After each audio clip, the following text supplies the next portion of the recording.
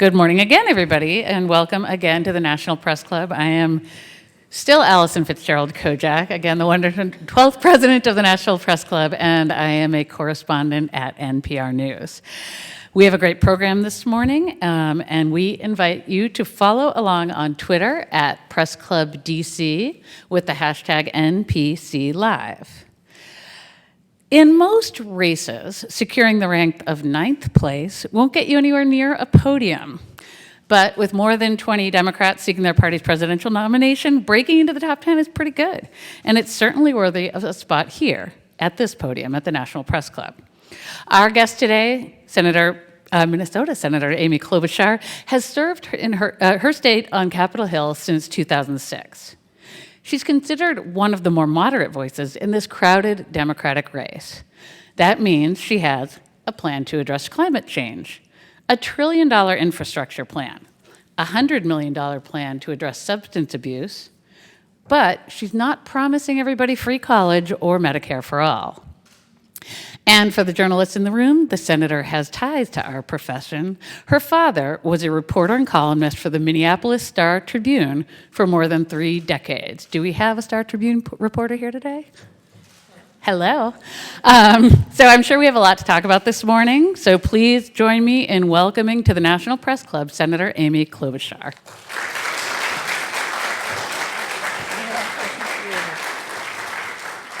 Well, thank you so much, Allison. It's great to be back. I came in late last night from Iowa. I don't know why I was there, but I was. Thank you to the National Press Club for hosting me.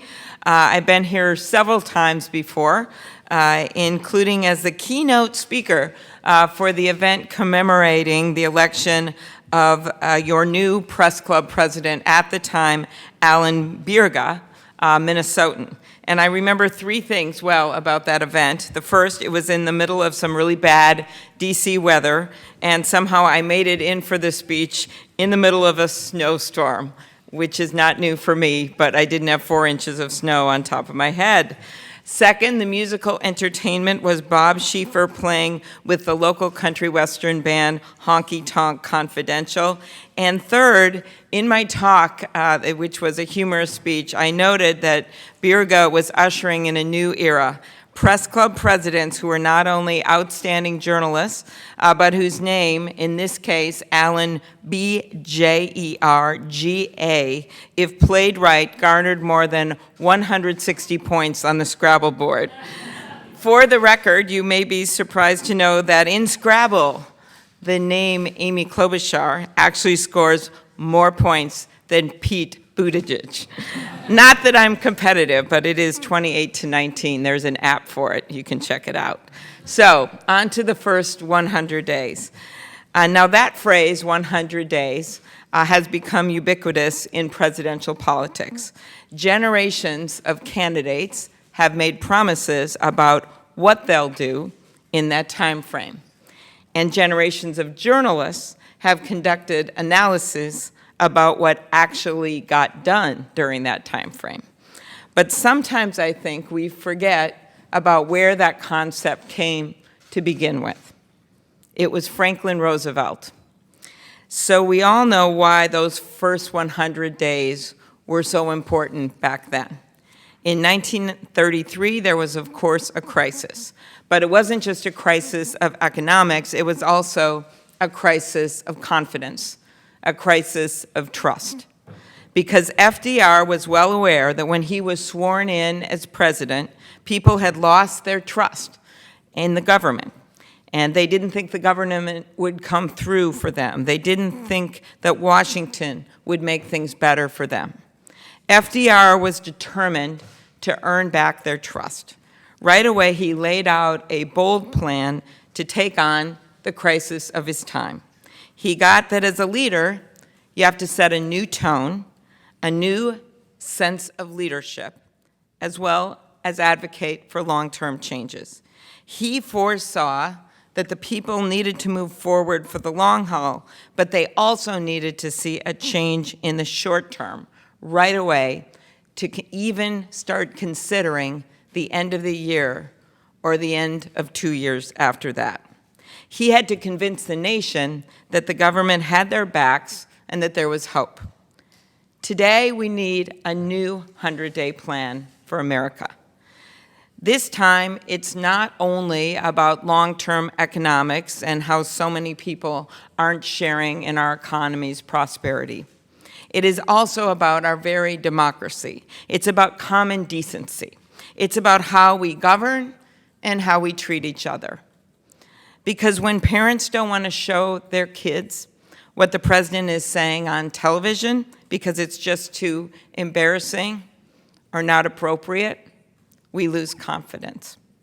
When the president is asked about Russia's attack on our democracy and he turns to a ruthless dictator, Vladimir Putin, and makes a joke about it, we lose confidence.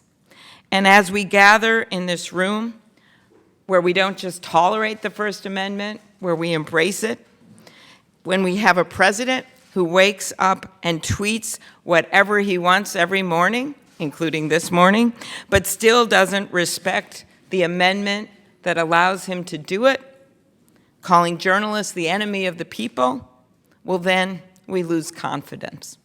When the president sends reprehensible and racist tweets telling American citizens serving in the Congress, people who were elected to serve their nation, to go back to other countries, yes, we lose confidence.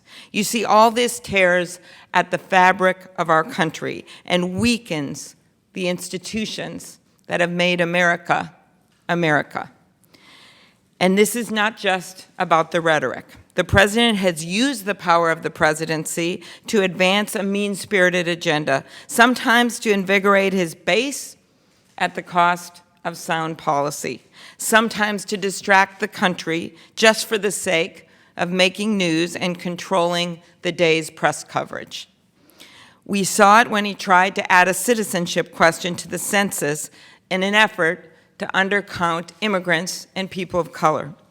Even though the courts repeatedly said it was wrong, he, as they say, persevered.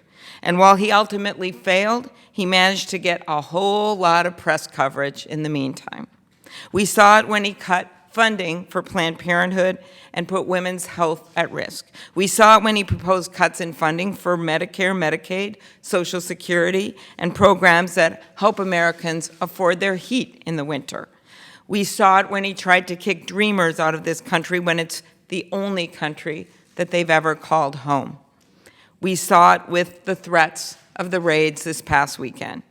We see it every day when he tells outlandish untruth, now 10,000 and counting. Broken promises littering the Oval Office carpet, while cash-strapped Americans wait for their prescription drug price reductions, wait for their rural broadband, wait for their educations. Today, right now, we can start earning back the people's trust. We can start restoring people's confidence in our democracy. To do this, yes, we need legislative marathons, like passing climate change legislation, a major infrastructure bill, healthcare cost reductions, and economic relief for regular people, all of which I believe can be done in the first year. But we also need sprints. Why? Because just like FDR understood years ago, you need to regain both the trust in and the spirit of our democracy immediately. Those are the sprints, both in words and in actions, to get people on board for the marathon in the long haul. Now, I don't run marathons, and I'm not a big sprinter either. You'd have to look at other candidates for that. But I am really good at long-distance bike riding and long hikes, and as I proved this weekend in Ankeny, Iowa, really long parades. When you do these long treks, you know that you wake up early in the morning and you get a lot of miles behind you before it really gets too hot and the sun gets too high in the sky, and before you get too tired. That's what this is about, setting a new tone that the currency of our democracy will once again be that of decency, and that our nation will be grounded in hope. Because as you know, this nation, this grand experiment in democracy, was founded on hope. It wasn't founded on false hope. It was founded on hope. Because when our founders spoke about a more perfect union centuries ago, they meant that it wasn't perfect when they started. They knew that. But they believed it would become more perfect over time.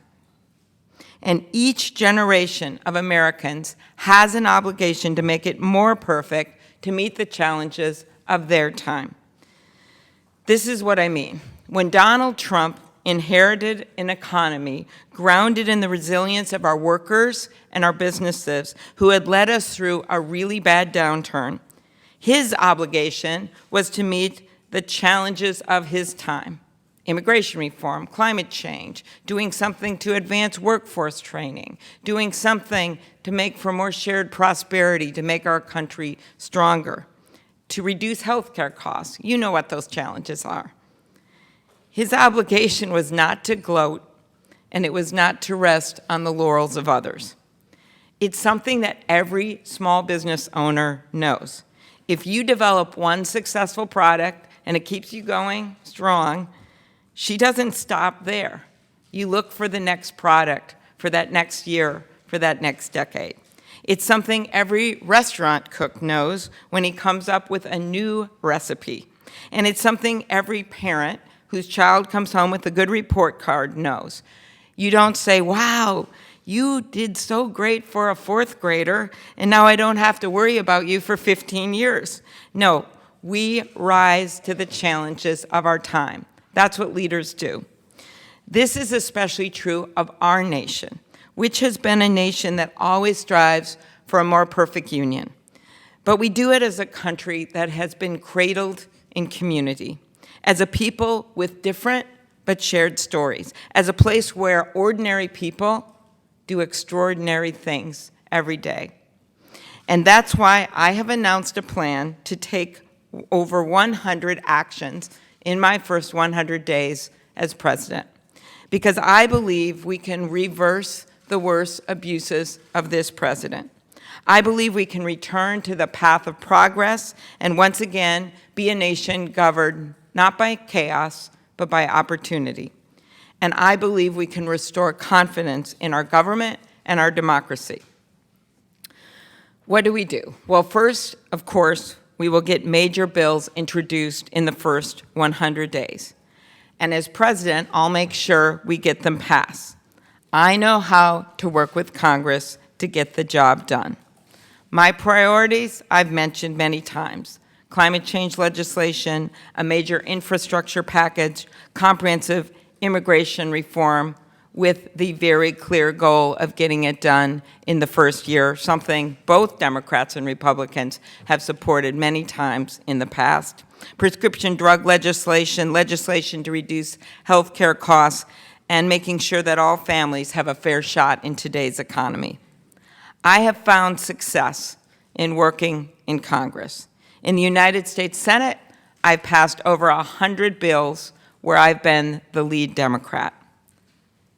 But as Roosevelt knew well, Congress is not the only way to get things done. That's why our founders gave the president considerable authority. The next president will be the chief law enforcement officer, the commander-in-chief. She will be the face of our nation. And she will have the power to act at times without Congress.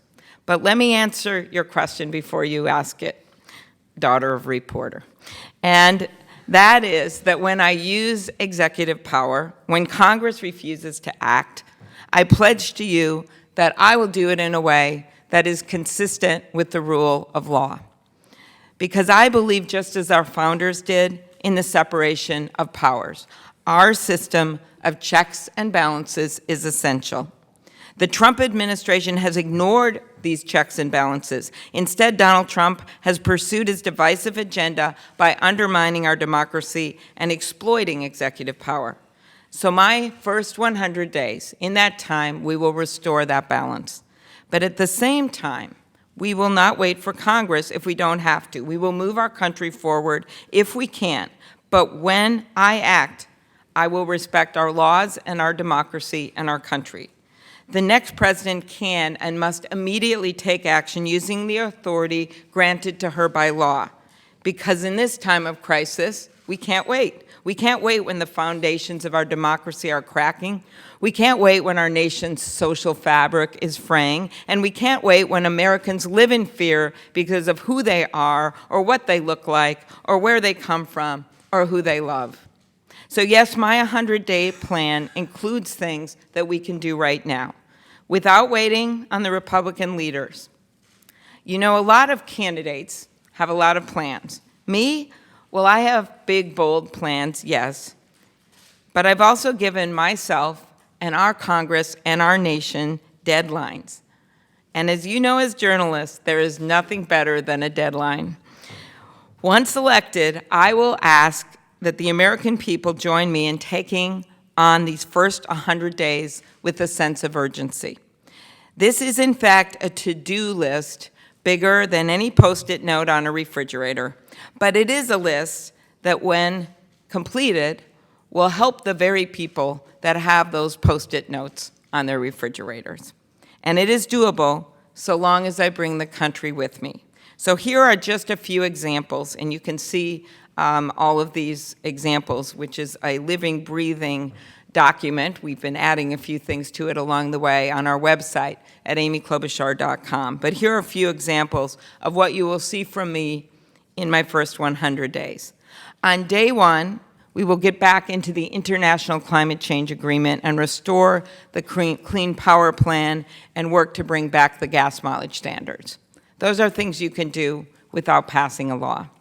We can safeguard the Affordable Care Act's protections for millions of Americans with pre-existing conditions. We'll immediately put these protections back in place, stop sabotaging the Affordable Care Act exchanges, and get to work toward expanding to universal health care. In the first 100 days, I will stop the practice of pay for delay, where big pharmaceutical companies pay off generics to keep their products off the market. Yes, a president can do that herself. And I will apply for a waiver from the ban on re-importing safe drugs from other countries. Yes, again, a president can do that on her own, and put forth a bill to require Medicare to negotiate prices for our seniors. Remember, it was this president who said on Fox News that he would lower prescription drugs so much, their prices, that it would make your head spin. I can tell you what has made our head spin. That is when the price of over 2,500 drugs have increased by double digits in just his first 14 months in office. He has done nothing. He has done absolutely nothing, nor has he pushed for major changes like the ones I just outlined to be included in any bills. When it comes to economics, for the middle class, as I said at the debate, it has been all foam and no beer. The solution, let's be more aggressive, first of all, and this is the big picture, about how we enforce our antitrust laws. And I have many bills that we can get done in the long term, but in that first 100 days, I can update the standards for reviewing both horizontal and vertical mergers. Let's increase the minimum wage for federal contractors to $15 an hour, something you can do in the first 100 days, while we work to pass an increase to the federal minimum wage in year one.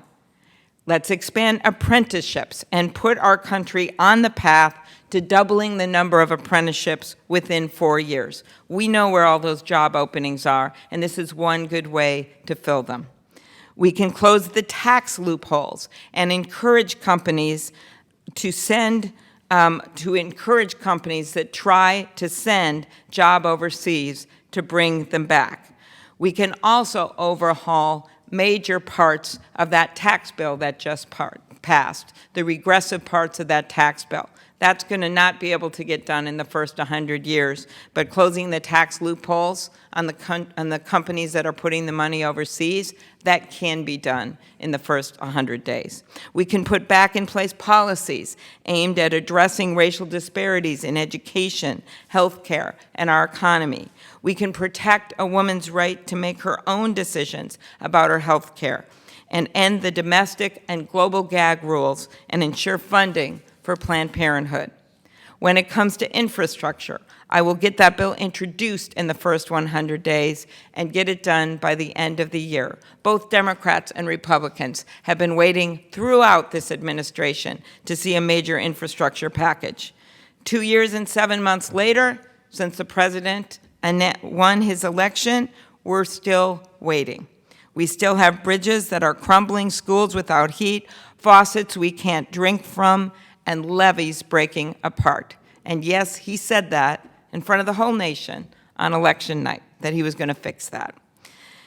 And let's get another win for our economy by passing comprehensive immigration reform in the first year and immediately in the first 100 days, ending separation of kids and their parents, stopping the constant pushback at those here on legal temporary status, and allowing the dreamers to stay. We can rebuild our relationship with our allies, and we can restore America's standing in the world. Start the negotiations to get back into the Iranian agreement, as well as return to the INF Treaty while working with our allies to address Russian violations. Let's reverse the Trump reversals on Cuba and work to restore freedom to travel to Cuba and trade with Cuba. I have long led this bipartisan bill, first with Senator Flake, now with Senator Enzi, and as president, I look forward to completing the work that Barack Obama started when it came to Cuba. Let's strengthen cybersecurity and protect our elections and other American infrastructure. We can end the practice of granting big oil companies secret waivers from the renewable fuel standard. Yep, the president said he was going to support our farmers, and we all know in 2016 he got a lot of support in those areas of the country. But what did he do? He went out and behind closed doors gave secret waivers to the big oil companies just at a time when our sector of the economy, the agriculture sector, has been hit by bad weather while he does nothing on climate change, hit by commodity prices, hit by the trade war.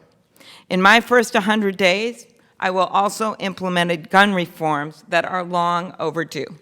We can start by closing the boyfriend loophole. That's a bill I have led for years. But guess what? A president can do it herself. And that will keep guns out of the hands of abusive dating partners. And we go from there, of course, to introduce a bill, one just passed the House of Representatives, for the bigger items, including background checks. Let's reduce incarceration rates. We got to start with the First Step bill, but there is more we can do. In my first 100 days, I will create a clemency advisory board on day one to begin reviewing requests for clemency. Let's make mental health and addiction a priority and address workforce shortages for nurses, psychiatrists, and other mental health professionals, especially in rural areas. Let's tackle disparities in maternal and infant mortality by developing a national model for care. We can target funding on Alzheimer's research and put us on track to develop a cure, treatment, and better prevention by 2025, something I was just talking about at AARP. And by the way, this issue of long-term care and Alzheimer's, which is going to hurt 14 million Americans by 2050, doubling of our senior population, is like the elephant in the room that no one is dealing with, no one is talking about. We have over 40 million people right now who are seniors. When it comes to our democracy, we can stop the insidious discrimination at the ballot box by restoring the Voting Rights Act. We can immediately nominate judges to fill judicial vacancies, judges who will follow the law and respect precedent. We can make it clear that the president and the vice president have to follow conflict of interest laws and require the president to make her tax returns publicly available. We can publicly post executive branch ethics waivers and report senior officials' conflicts of interest in rulemaking. All this can be done by the president. We can fully fund Freedom of Information Act offices and post FOIA requests online. Let's shed a light on the corporate dark money spending by requiring publicly traded companies to disclose all political spending over $10,000 to their shareholders. Finally, let's stand up for net neutrality. I will use federal contracting requirements to encourage broadband providers to honor net neutrality principles. And we can immediately put in place a plan to connect every household to the internet by 2022. If Iceland can do it, I think we can do it. The president can set this goal now. There is so much more. So unless you are in a rural area that doesn't have access to the internet, something I will change, you can see all of these plans and goals and my 100-day plan on my website at amyklobuchar.com. To conclude, at his first inaugural, FDR said the people were demanding, quote, direct, vigorous action, unquote. They were demanding results. That was true in 1933, and it is true again today. When millions marched at the Women's March, they were demanding results. When thousands rushed to the airports over the president's mean-spirited travel ban, they were demanding results. And when Americans voted last year to turn the House of Representatives back into the people's house, because they didn't like what the president was doing when it came to health care, when they didn't feel like they were part of this economy, they were demanding results. And when they vote on November 3rd, 2020, the American people will once again be demanding results. And when I take the oath of office on January 20th, 2021, that's what I will deliver. 100 days of direct, vigorous action, followed by the passage of major legislation. The American people are hungry for this change. And believe it or not, some of our elected representatives, many of them, are hungry for it too. My first 100-day plan is what I credibly pledge to do to move our country forward as president. It's a plan to return to the optimistic policies of one of my mentors, Paul Wellstone, who always said, politics is about one simple thing. It's about improving people's lives. And when you believe that, all of this other stuff, it just melts away. So let's get it done. Thank you. Okay. Thank you, Senator. Thank you, Allison. Oh, there we go. Thanks, Senator.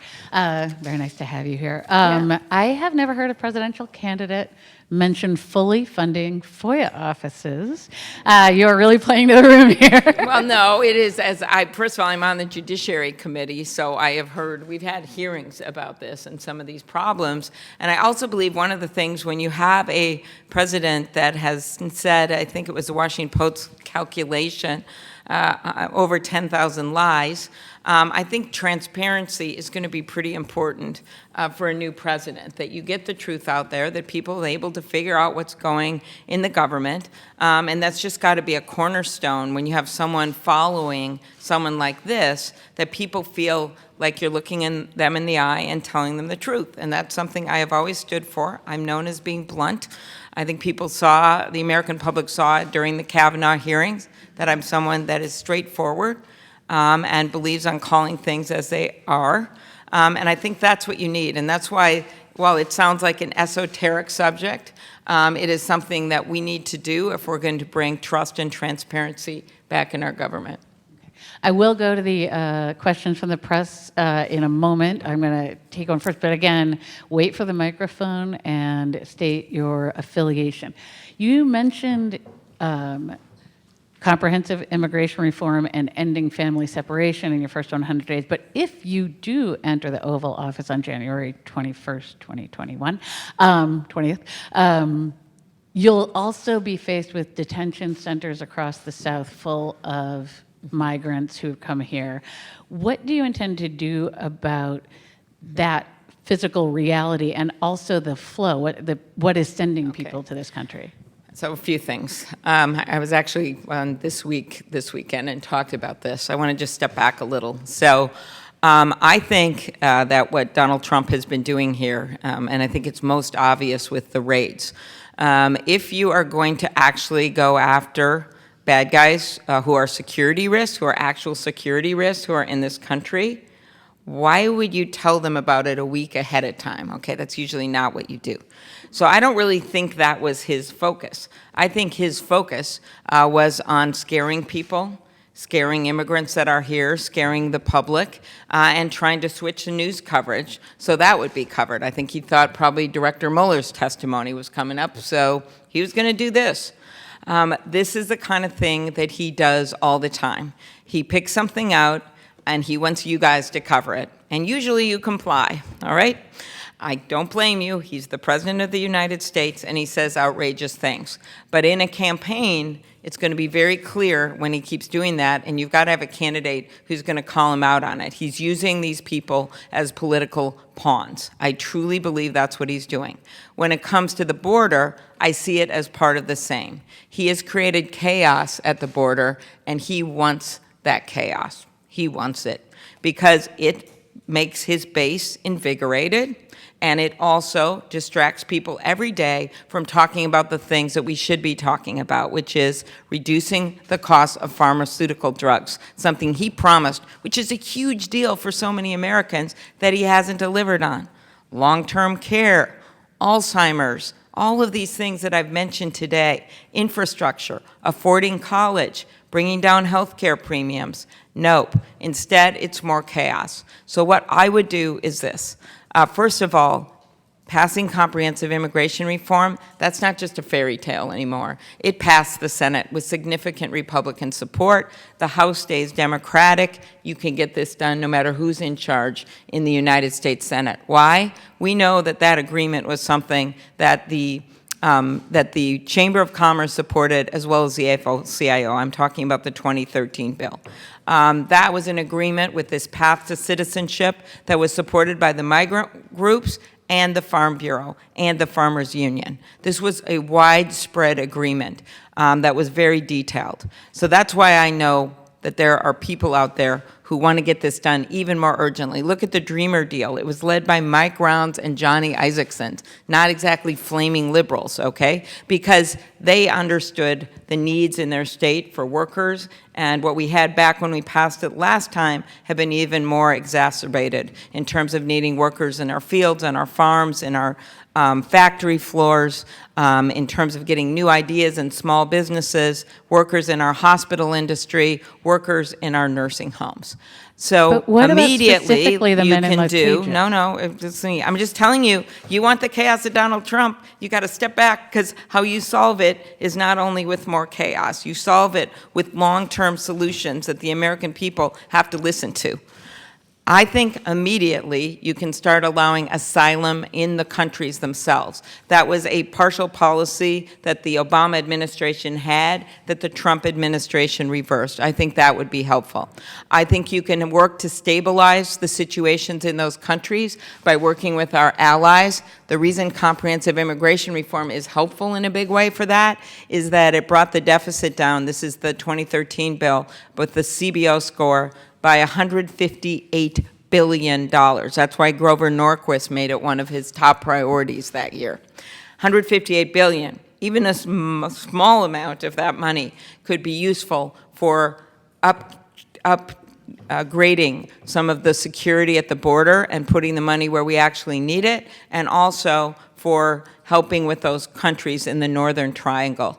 As for these centers, I've already advocated for closing down these private prisons, places like Homestead. I went there the last time when we were in Miami, and I saw the sun-baked concrete and all thousands of kids that are being just stored there, basically. I think it's wrong. I also think that we have a bill right now in the Senate that puts standards in place, and you just simply allow these asylum cases to be processed.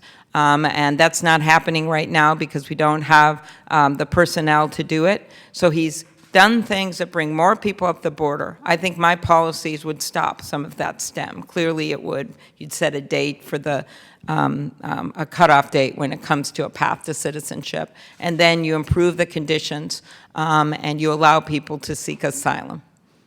Okay.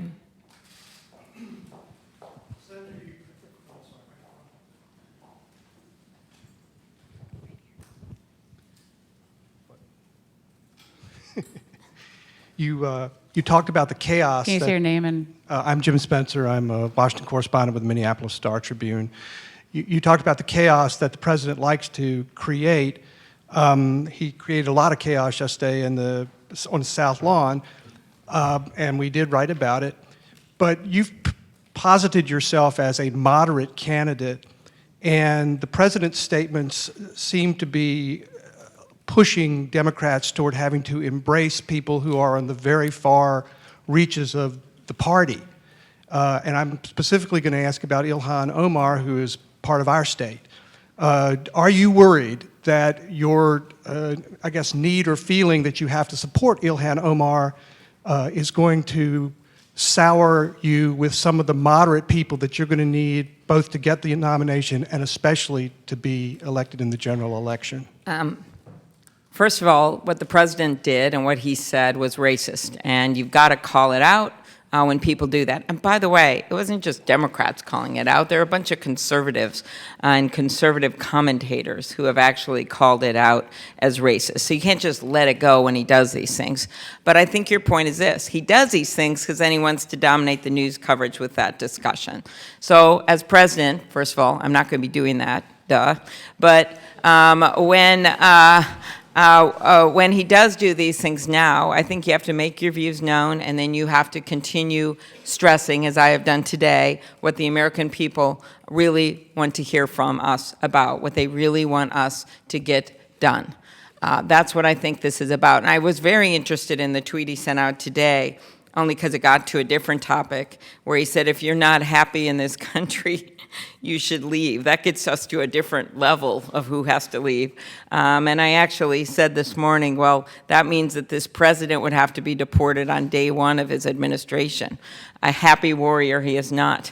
And that, in fact, our founding fathers envisioned that this was a place that we would work for a more perfect union, happily or unhappily, that we were to advocate for change and that we would always be continually expanding on this great American experiment in democracy.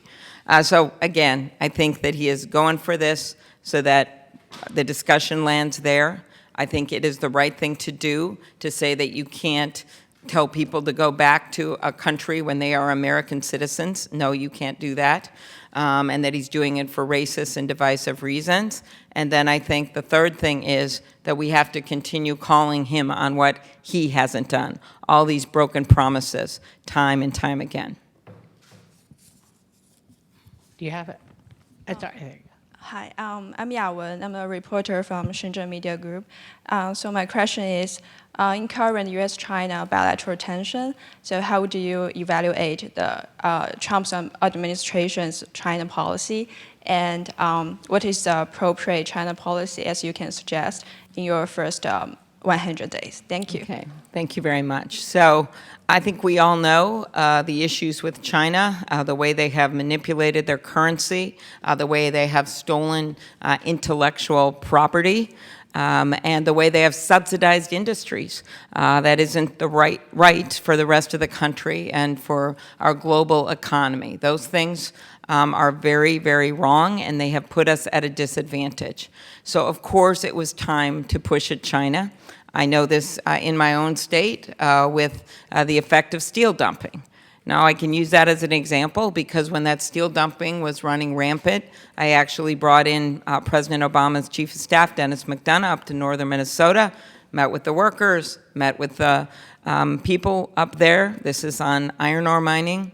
And we had a major discussion. And the administration, I thought it took too long, but they changed course and they started enforcing those laws on steel dumping. It turned things around. It turned things around that is illegal to dump steel, and China was a major part of that. That's illegal to do that. So my answer here is that, and then it continued to turn around because those laws were continued to be enforced. So my answer is that you use strong negotiation, that you stand with our allies because we are stronger when we do that, and that you make sure whatever you use, if you're using tariffs or whatever tool you use, that it is targeted, right? And to me, it hasn't feel like he's done that. It feels like he's used a meat cleaver, or maybe we call it a tweet cleaver, so that you have people that are hurt by his policies that wouldn't have to be hurt. So I think so much of this, if we're going to achieve a better place for our country with China, that we have to keep pushing, that we have to do it with our allies, and we need to be targeted in our approach. And I guess the results are in the numbers. What is it, an 891, is that what it is? $891 billion trade deficit. It's at the worst that it's ever been. In the back in the blue shirt. Bo Erickson, CBS News. Senator, you talk about the president invigorating his base, and that's what some of his critics say he was doing with his tweets about the Congresswoman. Your state has a lot of supporters of the president. Do you believe they are fueled by racial animus? I think that a lot of the people that voted for Donald Trump were hardcore Republicans. I don't know what their views on race. I'm sure there are those that are racist. But I do know the people that voted for him that also voted for me, and the people that have tended to be voters that sometimes vote Democratic, sometimes voted for President Obama, right? And then they voted for Donald Trump. There are those voters. And I think that those voters were motivated by feeling like they were left out of the economy. I really do. I think it has little to do for those voters with race.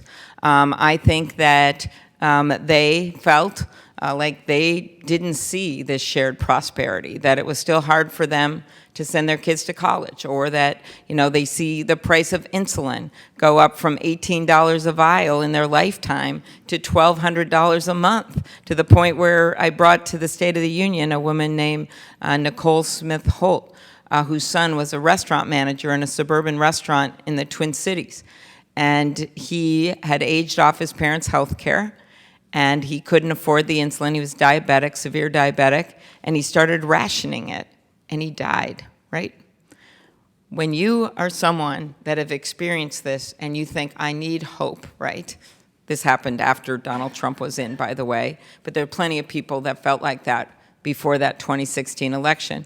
You vote for change. And so that's why in the debates, I was surprised that more of my colleagues didn't do this, but I think it is important to those voters, and some of them are watching these Democratic debates, right? For those independents, for those moderate Republicans who aren't in the Trump core base, I think it's important to make the case not only for an optimistic economic agenda, which I've been doing and have done today, but also for these unmet promises and things he has said and untruths he has told the American people. So I think you have to do both things. So that's my answer to you. No, I don't think that they're all racist by any means. Here in the second row. Suzanne Malveaux with CNN. We've seen the president engaged with the 4 progressive congresswomen, and the language that he is now using has devolved into accusing them of spewing vile, hateful, disgusting rhetoric, anti-Israel, anti-USA, and pro-terrorist. I think a lot of voters, particularly Democratic voters, are looking for someone, some reassurance in terms of someone who will be able to push back and take on the president. So if you are the nominee, what is going to be your approach in dealing with perhaps some of the language that will be coming at you in light of such a nasty political environment? Mm-hmm. Very good. And I've made it clear that I don't agree with some of the statements, very clear, that some of these members have made. But I think that a president has an obligation to be the face of the American people, to be the face of our country abroad, and to be the face of our country for little kids. And my mom was a teacher. She taught second grade until she was 70 years old. She loved that job. And she always thought of her job in her classroom with her 30 kids, right? She was their role model, right? She was their role model when it came to how you learn and the importance of school, but she was also their role model for values. And I've used the example a few times of how she taught this Monarch butterfly unit. It was her favorite thing every single year. And she would dress as a monarch butterfly when she released the butterfly with all these adoring second graders looking at her. And she would have tights on and a tunic and antennas and a sign that said, "To Mexico or bust." But what I didn't find out about that story until after she died at the visitation, I knew that she would go grocery shopping in that outfit because she thought it was funny afterward. But I never knew why. She did it because, and I found this out at the visitation, because his mother comes up to me sobbing with her severely disabled son, adult son, standing next to her. And she says to me, "This is my son, and he had your mom in second grade, and he loved your mom. She was so great to him, and he loved learning about the butterflies." So every year after he graduated, he got a job bagging groceries at the local grocery store. So every year, your mom in that outfit would come to that grocery store and stand in his line and give him a big hug. That is more than being a teacher. That is showing values, right? That's what she did with her kids. And that's what we need in a country. We need a president that's willing to show American values and goodwill and decency. And you do that, yes, by the policies, which we spend a lot of time on in these debates, but you also do it by how you speak, by what you say to the American people, how you treat your colleagues, which I have a strong history of working in a decent way with Democrats and Republicans to try to get things done. I know that's not cool to say in this election season, but I think it's just part of what we need in a president. And we need someone who is going to speak to people in a way that doesn't divide them, but that brings them together. Here, Dan. Firdaus Al-Farouk with MedTech Insight. Senator, Where are you? Right here, MedTech sorry. Insight? Whoa. Okay. Senator, you've had a historically strong relationship with the medtech medical device industry. You've been a big proponent of repealing the medical device tax, but you didn't mention anything about that in your first 100 days. Has your relationship with the medical device industry changed since you started running for president? And what would you do, if anything, in the first 100 days about the medical device tax? Okay, well, I see the medical device industry as a strong industry in our country, and it's done good for people, but there's always issues, right? There's safety issues and regulations that have to be put in place, and I've made that very clear in supporting measures that will allow for approvals of medical device, but also keep safety provisions in place. As for that specific tax, I was not the only one that had issues with this tax when it was proposed. Unlike the pharmaceutical companies, which made an agreement for that bill, which unfortunately did not include any kind of checks on them when it came to negotiations under Medicare or doing something about bringing in more generics and the sampling, the problems we're now seeing, or stopping their practice of paying off generics, medical device was kind of put in there with a tax.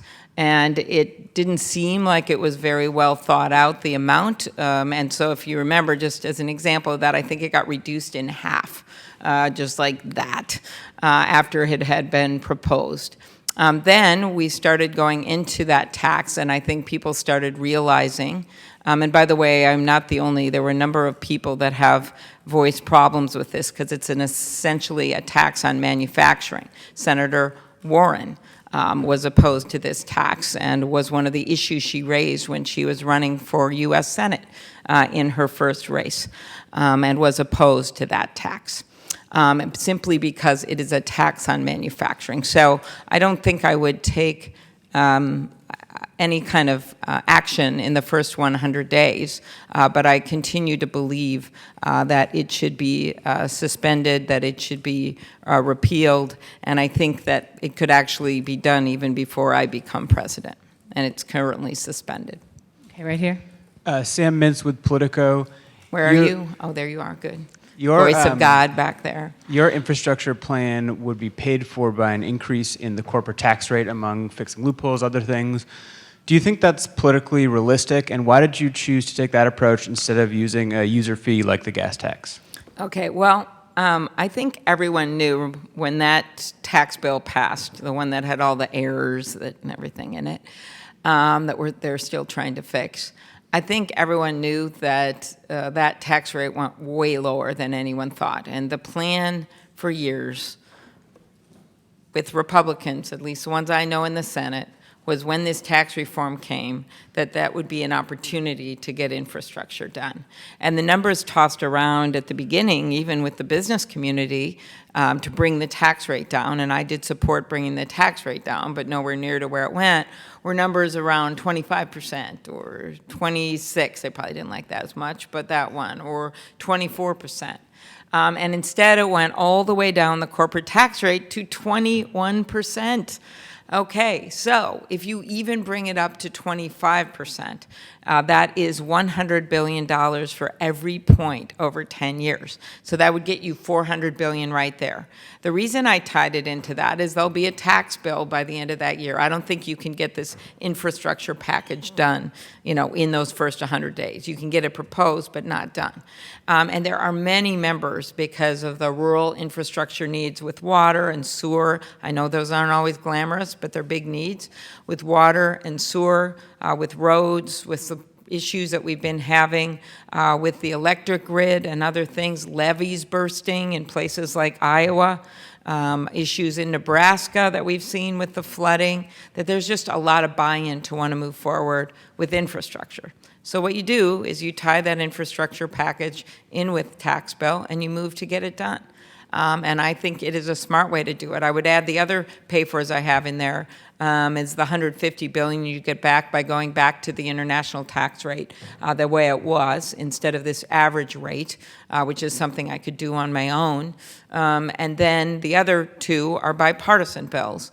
One is $300 billion for an infrastructure financing authority, which is a Roy Blount bill. And the other is Buy America bonds, which is a proposal put forward by Senator Hoeven and Senator Wyden. So I tried to put a realistic package together with a number that the president used himself, $1 trillion, but then all of a sudden he said $2 trillion, but then all of a sudden he just broke up the meeting and walked away and they never got anything done. I think those numbers have been out there for quite a while and are actually achievable if we want to move on infrastructure in a big way. Okay, we probably have time for one or maybe two more questions if they are quick. The first one is right here with Joyce.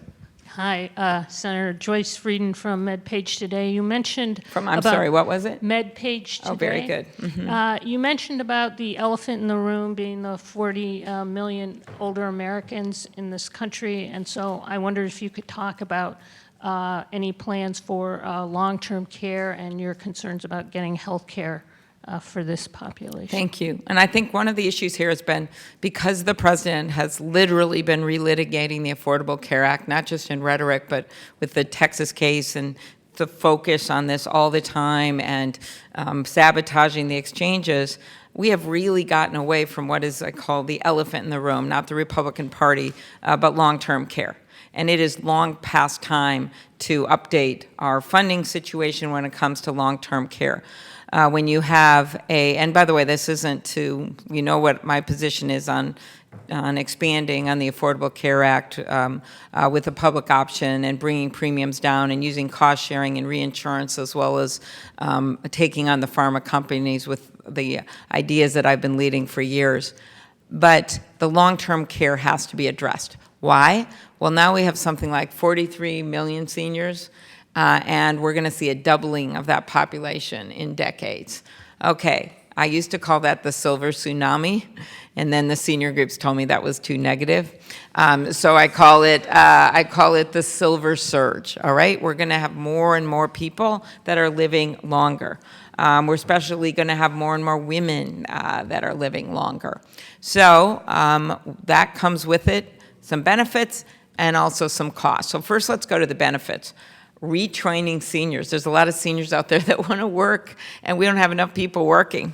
This is actually something that AARP has been out front on. I think it's a really interesting concept. I personally am a big believer in multi-generational workforces. I learned this in my state office when I first got in the Senate, and I got a call from the former head of the National Farmers Union who had retired, Dave Frederickson, and he told me he wanted to be my ag outreach person in Minnesota. And I go, okay, well, you're gonna have to like put up chairs and everything. He goes, no, I want to do it. He was just a delight in our workplace for 3 years, and not only because he was so good on those issues, but because all the young people, the millennials, could always go and consult with him on their career paths, but then also, of course, their romances, and so it was really good. And he ended up then becoming the Commissioner of Agriculture for the state of Minnesota. He ended up having actually 3 retirement parties, another story.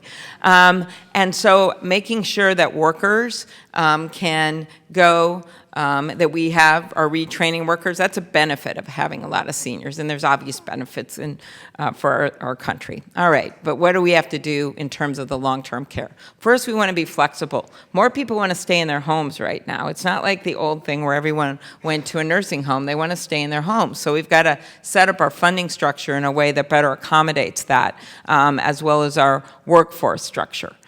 We have to find a way. We have Medicaid, which I will keep strong, which we know is what a lot of families use for their long-term care.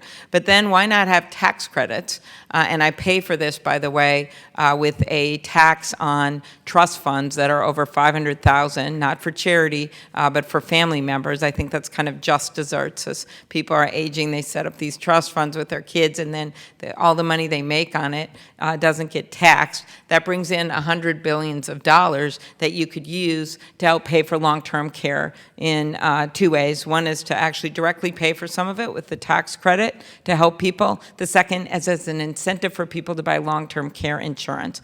In my own life, my dad, unbeknownst to me, purchase long-term care insurance when it was easier to pay for. He is now 91. He's in assisted living in a memory care unit. And that really has motivated me because I've seen these challenges. So the fact that he has that long-term care has been really helpful. Although I know the exact date when his assets run out and that he may have to change to a different facility. I don't think the one he's in now takes Medicaid. The one he was in before did not. And I know where he's going to go, and I got a plan. See, I have 100-day plans all the time. But I think that a lot of families struggle with that. Workforce, that's another struggle we have, and I've gone through the reason, one of the main reasons we want immigration reform is we have all these occupations where we don't have enough people in them, and it's been a big problem. Talk to those people in Iowa I was just with. I did an event at a community center in the morning. There's workforce issues. You can fill those workforce issues. The senior training is an interesting idea. There is also helping people pay back their student loans with loan forgiveness, but extending it to in-demand occupations like those in the healthcare sector would be a good idea, one that I put forth. And the third thing is, of course, immigration reform, so people can legally work there. Those things would be helpful. And I just think when you look at everything we need to do here, it's actually, it feels hard when you're the family member, but there are solutions that we can all agree on in our country. It's actually a problem that brings people together more than some of the things Donald Trump likes to tweet about every single day. And the last thing I'd mention on this is Alzheimer's. 14 million people are forecast to have Alzheimer's by 2050. It is the most expensive disease in our country, all right? And yet, we aren't, in my mind, focusing enough on prevention. There's starting to be a lot of information out there with studies that you can actually prevent it from happening or lessen its effects. Also treatment, and then of course the third thing, which is finding a cure. So those are things that would be huge priorities for me. And having lived this, I have seen The people who are heroes, the people are those people working in those memory care units. That is not an easy job.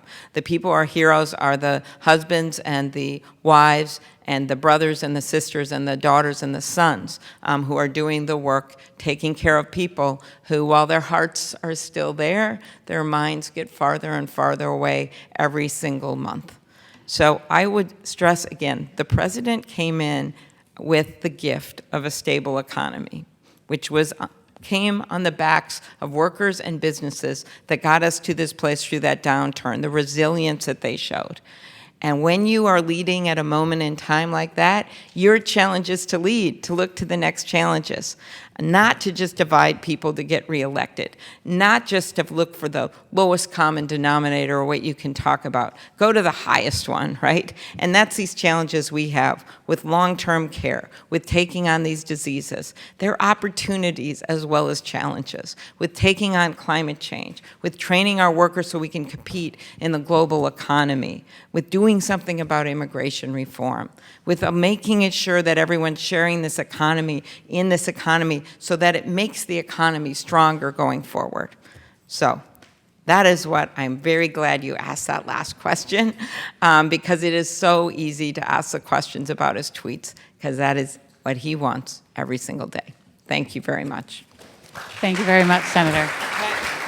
Before we let you leave, we have to present you with one of the most sought after and exclusive items in all of Washington, D.C., the National Press Club mug. It fits all ethical standards. Oh, very good. And you can drink anything out of it, because it's Actually, okay. that's not funny. I did one of my funnier experiences on this campaign trail. I was on the podcast Love It or Leave It. It's funny if you want to listen to it. And with Love It, and there was bottles of water next to each of us. We were on a stage in front of thousands of people at Northrop Auditorium at the University of Minnesota. This was just about a month ago. And I couldn't get the water bottle open on stage, and he was very preoccupied with what he was saying now. And then all of a sudden I looked, and there was 2 red glasses. And one was on his right side and one was on my right side. And I'm like, well, okay, I don't know I guess this is mine. It had a bunch of ice in. And I took this huge swig of it on stage in the middle of the interview, and it was pure vodka. So anyway, then I sipped a few more just to make the point. But I'm sure that would not happen at the National Press Club. All right, thank you. Thanks, everyone.